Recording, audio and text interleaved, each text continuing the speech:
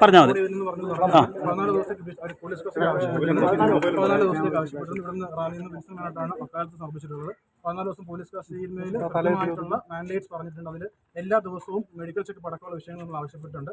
അതിൽ ഇൻവെസ്റ്റിഗേഷനിൽ പരിപൂർണ്ണമായി സഹകരിക്കുന്ന കാര്യം ഓൾറെഡി തന്നെ ഇന്നലെ മുതൽ തന്നെ പോലീസ് കൃത്യമായിട്ട് പറയുന്നുണ്ട്. പക്ഷേ അസമംഗലം അജിസാർ ഉൾപ്പെടെയുള്ള ആളുകൾ കൃത്യമായിട്ട് കാര്യം പറഞ്ഞിട്ടുണ്ട്. നമുക്ക് സഹകരിക്കുന്നതിന് യാതൊരു ബുദ്ധിമുട്ടുമില്ല. പക്ഷേ 14 ദിവസം കൂടുതലൊന്ന് കോടതി ധരിപ്പിച്ചിട്ടുണ്ടായിരുന്നു. കോടതി കൃത്യമായിട്ട് മാൻഡേറ്റ് നടപടി കോടതി സ്വീകരിച്ചിട്ടുണ്ട്.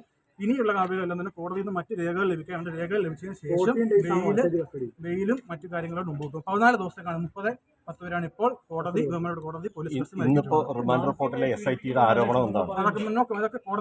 ഇതെന്തുകൊണ്ട് ഈ ഇൻഹൗസ് എന്തുകൊണ്ടാണ് ഈ അടച്ചിട്ട കോടതി മുറിയിൽ നടത്തിയത്? അങ്ങനെ ഹൈക്കോടതി പറഞ്ഞിട്ടില്ലല്ലോ. അതൊക്കെ നിർദ്ദേശം ഉള്ളതുകൊണ്ടാണ്. അതൊക്കെ നിർദ്ദേശം കോടതിയുടെ പദ്ധതി അതിനെപ്പറ്റി അഭിപ്രായം പറയുന്നത് കോടതി